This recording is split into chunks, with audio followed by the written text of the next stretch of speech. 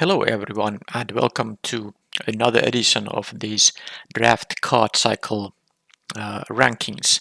This time I'm talking about the 10 signpost uncommon creatures of Murders at Karlov Manor draft. There are actually double sets of uncommon signpost uncommons. There are 10 creatures, one for each color pair, and also 10 non-creatures. I will cover the non-creatures in another video, but now let's talk about the 10 creatures, signpost uncommons. And at the 10th place we have Medling UT. Now first I want to say that every one of these cards is good and I rarely cut them from the decks, but in the last couple of spots are cards that I don't usually pick that high and I even might cut from my decks, and this is the least impressive one of the bunch because of the simple reason that it is a 5-drop and the other ones are cheaper, and usually 5-drops have a very high bar of putting them to your deck unless they are like actual bomb rares. So these are the least important cards because usually your decks have like from 0 to 2 to 3 5-drops depending on the archetype, of course. Especially in red white, which this card is, you don't necessarily want to run any 5-drops, or if you do, they are mostly creatures that you can disguise on turn 3 and then you can turn them face up at 5 mana. Both white and red have a common for that, for instance, and then there are the hybrid commons too, which I covered in my previous video, which do that, get to do that role, and that means that in this set every 5-drop that doesn't have disguise is even harder to justify playing when you can also use cards that are possible to cast at 3 mana, because you might not always have, for example, mana for a 5 mana creature. So yeah, this is on the 10th place because of that reason. It is the weakest out of these creatures, signpost uncommons. At the 9th place, it's probably no surprise that we have a 4-drop. Curious Cadaver can, of course, in a very long and drawn out game where you have also some clue making mechanisms, this can be really good, but at the face value this card is just a 4 mana 3/1 flyer. I would not play a 4 mana 3/1 flyer, but the reason you can play this in most blue-black decks is that if you can sack even one clue once this is in the graveyard, you will get a decent value for it. You of course do have to cast this card. This doesn't return to your battlefield or anything, of course, but when you get this, basically that means that when you trade this off with some card and then at some point you will sack a clue, you not only get a random card from the top of your deck, but you also get a 3/1 flyer for free to your hand. That costs 4 mana to play, but still it is a totally free card. So this card can be good, but it also is a little bit situational, and sometimes it's just way too small to contest the board, given that it costs 4 mana to play. So that's the reason it's on the 9th place. At the 8th place, maybe a little bit surprisingly, I didn't have that easy time ranking these, but I thought that a good way to rank these cards is to, of course, take the synergy into account, but also take the scenario into account that what do they do when there is no synergy. For example, Private Eye is a 3 mana 3/3, an acceptable body, but you don't really pick 3 mana 3/3s without excellent abilities very high. And of course, each of these cards are also 2-drops. No, they are not 2-drops, but 2-color cards, which makes it even harder to cast. So let's say a typical card would be a white or green 3 mana 3/3 that costs 2 generic mana and one white or green mana. Those have some minor upsides usually. They are not very high picks. It might be a little bit format dependent, and in this format actually a 3-drop that has 3 toughness and more than and at least 2 power is actually good because it does contest the board against disguise creatures quite well. But I still think Private Eye is on the 8th spot on this list because, well, mostly because the other ones are just better. And of course, we will start getting those 2 mana cards, and 2-drops are just so important in this set that it definitely taxes the usability or the ranking of these non-2-drop cards. That for the simple fact that the 2-drops are just better because of the mana value is a better one. So of course, in a heavy detective deck, this would be a high pick and definitely can be better than most of the cards in this list. But even if you are blue-white, you are not necessarily going to have a board full of detectives, and you will want to still play cards like Dog Walker, which are not detectives. The dogs aren't, and the Walker isn't detective either. So this might not be the anthem on the board either. But of course, you will pick this much higher when you already are blue-white with a lot of detectives than like in a pack 1 pick 1 situation or pack 1 pick 3 situation when you don't really know if this is going to be good or not.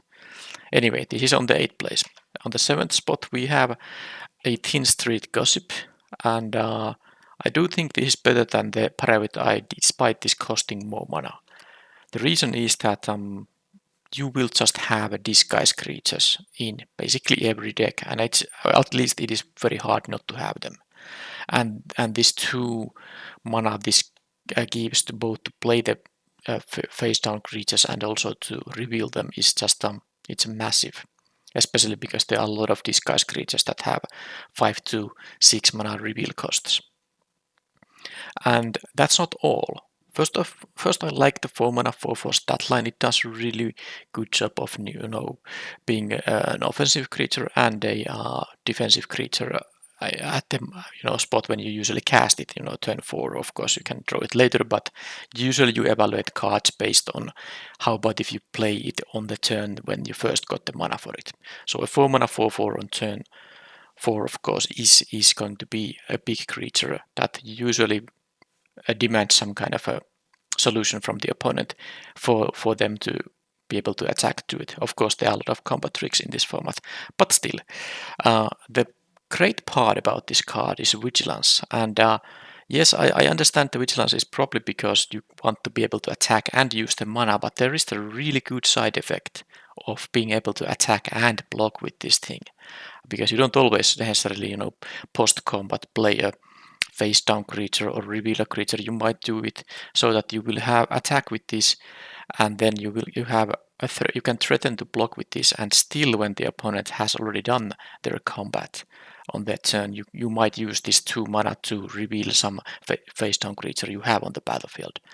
And the Vigilance, I think, makes it better than the Private Eye. Without Vigilance, or let's say, I don't know what the ability could even do. If you could only use if you could attack, and you could use the mana post combat somehow, maybe there would be like a triggered ability that when this creature attacks at the beginning of post combat main phase, add red green or something like that. Then you could still use the mana, but you could not block, and I think that would be a significant downside for this card. The fact this is just a very good attacker and blocker. It makes this card better than the 3 other cards on this list. Now, of course, we go to the 6th spot and we start getting these 2-drops. And a little bit surprisingly, I thought about this quite a bit, and the Gleaming Gear is in fact, I think, the least important 2-drop out of these. So why? Because at the beginning of the set, when I checked the spoiler, I think this was one of the better Signpost uncommons, and of course this is still a good card. But the thing is that this is basically a 2 mana 1/1 flyer, which are not good. Now it does create a clue, but in order to benefit from the +1/+1 counter, you have to pay 2 extra mana. So let's say you play this on turn 2, and if you actually sack the clue on turn 3, that's all you do unless you have a 1 mana card. That's not great. On turn 4, you basically get a 2 mana 2/2 flyer and draw a card, which is nice, but that's not a lot of board presence on turn 4 when the opponent might play like a Thin Street Gossip, for instance. The cards from the clues will start mattering later in the game when if the game goes to the later game, when you just notice that you are not top decking because the clues have given you so much gas. But that's not how always the games in this format go. This is a very aggressive format, and sometimes I have had even a deck with 3 of these gear drakes, and I noticed that there's a really difficult sometimes to find a spot where you can actually sack those clues. And normally that's the last thing you do when you have nothing else to do with your mana. You start sacking your clues. But in order for these gear drakes to actually matter on the battlefield, you want to sack the clues early, and that is, a significant cost. Now, this format has, of course, several cards that allow you to sack artifacts to gain some kind of benefit, and those cards are actually pretty important with the Gleaming Gear drakes. For example, there is the 5 mana common from blue, the 4/5 that says that as an ETB or an attack ability, attack trigger, you can sack an artifact to draw a card. I think it draws a card, yeah, and that you can combine with the Gear drake nicely. And there are some others. There's the pretty good red uncommon, the 2 mana 03, that when it attacks you can discard a card or sacrifice an artifact to draw a card, and that also works very well with the gear drakes because you don't actually have to pay the mana for it to sack the clues. But yeah, that was a long story of why I don't think the gear drake is as good as the rest of the stuff in this list, because you need to have either another card to combine this with to get to sack the clues for cheap or for free, or you just have to pay some extra mana, which at early stages, especially in the game, you don't want to pay for just to get a 1+1/+1 counter on this creature. And here we go to the 5th place. The next 2 mana card is the Runebranch Juggler, and we are, by the way, in a good card territory now. I would never cut. I guess I maybe said it earlier already, but I wouldn't be cutting any of these cards in most of the decks. But definitely I would never cut any of these 2-drops, including the Gear Drake. I will play it, of course, and pick it fairly high in any blue-red deck, because still it is something you can do on turn 2 and will continue mattering later in the game. But yeah, the Runebrand Juggler is mostly on this spot and not higher because the ability is a little bit situational, because you don't always get to be the aggressor and then suspecting your own creature, because you can't, of course, suspect the opponent's creatures, and you wouldn't want to even do that if you were on the defensive. You wouldn't want to give menace to your opponent's creatures. But yes, sometimes you just can't afford to suspect, and then this is just a 2 mana 2/2, and sometimes you, of course, get this kind of menace effect either on this card itself or somewhere else, and then it can be quite strong. You can just push through additional damage. The thing that I consider weak about this card is the 5 mana ability. I think it could have been cheaper, maybe not 3, but at least 4. It is not very easy to get to benefit from it because it is well, I guess 5 mana for a -5/-5 when it's like a bonus ability is not a bad one, but I have rarely seen this get used by myself or by my opponents. It is just so much mana. And usually the suspected creatures are quite useful on their own, that you're sacrificing them isn't necessarily what you want to do. I mean, given that it costs 5 mana, you might prefer to keep attacking with the suspected creatures and use your mana for something else, unless there is some must-kill target, of course. But yeah, the second ability here is far less important than the first one. But the first one can be good, but sometimes, like I said, when you want to be blocking, it is useless, and you have a 2 mana 2/2. And at the 4th spot, you also get a 2 mana 2/2, of course, but it's much easier to benefit from this ability. You don't even necessarily want to collect the evidence with this thing, but it's very nice that the ability is there, because you get the clue whenever you collect evidence for any reasons.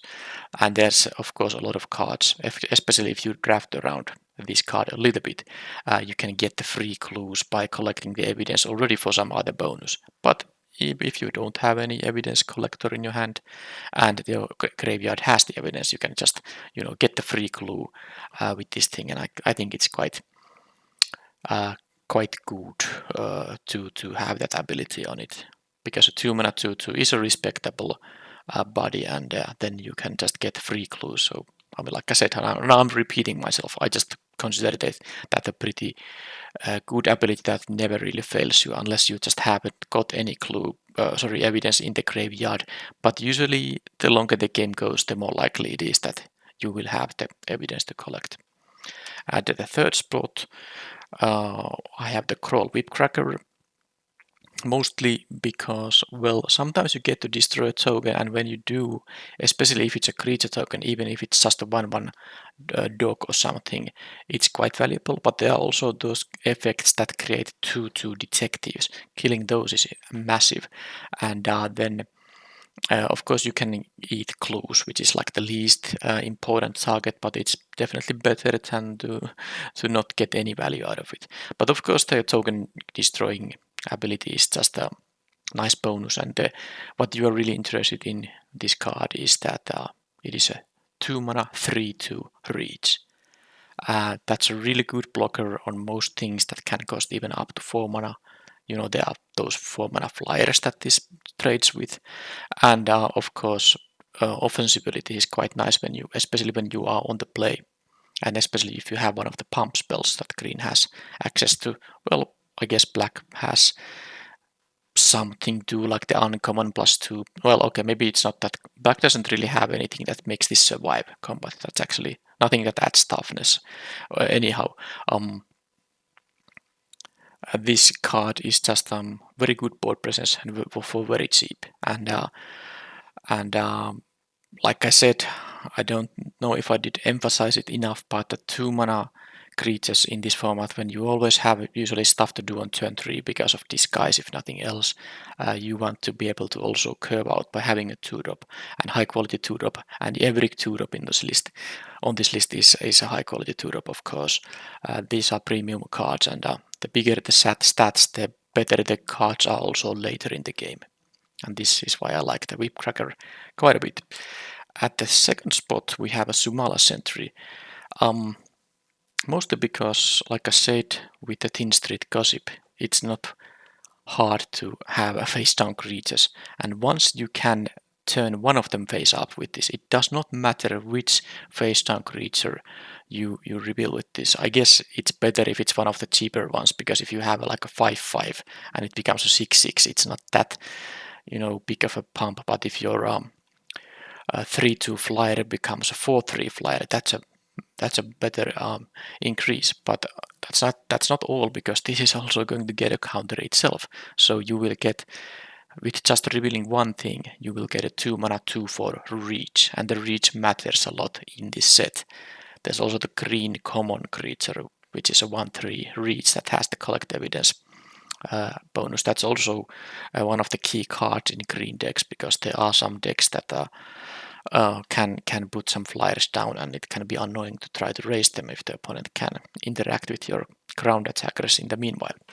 So this is one of the cards that I really want to get rid of as soon as I see this hit the opponent's board, because this becomes a very good blocker very quickly, while at the same time increasing the stats of the opponent's disguise creatures without any further mana investment.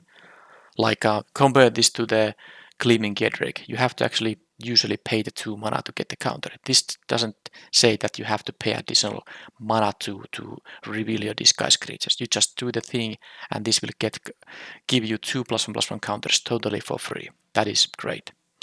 Now at the third spot, we actually don't have a 2-drop. We have a Whispering Vampire, which is another 4-drop. And the reason I have it on the first spot is that, first of all, I think this card can be splashable. Usually when you are already splashing for something else if you are playing white, you are splashing this, or you're playing this as a black card, or you're playing black as a main color and splash this as a white spell, and in which case I think you would be already splashing something else. I would not splash this alone, but once I'm doing a splash, that allows me to also splash the Whispering Vampire at the same time. I would be mostly doing it unless my deck doesn't have like a lot of disguise creatures or 2 power or 1 power creatures, but most decks do have them. And yes, if you play anything with disguise, it is going to of course trigger this ability. So that's not all. I mean, the splashability mostly comes to the fact that a 2/4 flyer will be relevant also later in the game, because you don't want to splash a 2-drop, which is at its best, of course, on turn 2. You want to splash only cards that also can be good later in the game, and this can be because this has, in addition to the flying ability and good stats, it has a very good drain ability. Draining for 1 is quite relevant. Once you have done that twice, you already feel that now you have done something significant without any additional cost by other than just playing your creatures that you would be playing anyway. And of course, this has the 7 mana option, which is just I don't know if it's game winner, but in any kind of even-ish board state, the 7 mana ability will basically give you a huge advantage. Now this will usually get dealt with before you get to 7 mana, but it's nice to have a creature that the opponent has to deal with, because that of course means some of your other creatures will be untouched in that case. But yes, the fact this is a 2/4 flyer also matters, because there are 3 2 flyers in this set. This blocks them very well, and of course anything that's a smaller flyer. While at the same time you can keep attacking for 2 if the opponent cannot block this 2 power flyer, and I think that this is even more important card to take care of than the Suala Sentry. I think both are really important to get rid of, but this basically can stop your attacks while and when the game delays because of this thing, the opponent gets more and more value out of the drain ability and can threaten with the 7 mana ability in the end. So that is just a massive impact on the board, and that's why I think the Whispering Vampire is actually the best card out of these, and because it is so easily splashable.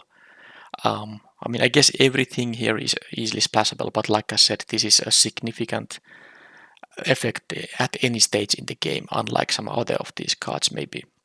That's why I want to consider this more splashable than the others, even though that each of them are as easy to splash as the others.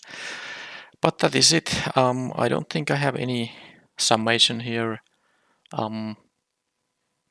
Not really. The 2-drops are good because this format, I mean, any format one makes you want to play 2-drops, but in this format in particular, 2-drops are high value, so they get very high position on this list based on that mana value is alone. But of course, the Whispering Vampire, like I just said, is so good on so many levels that that gets the first spot.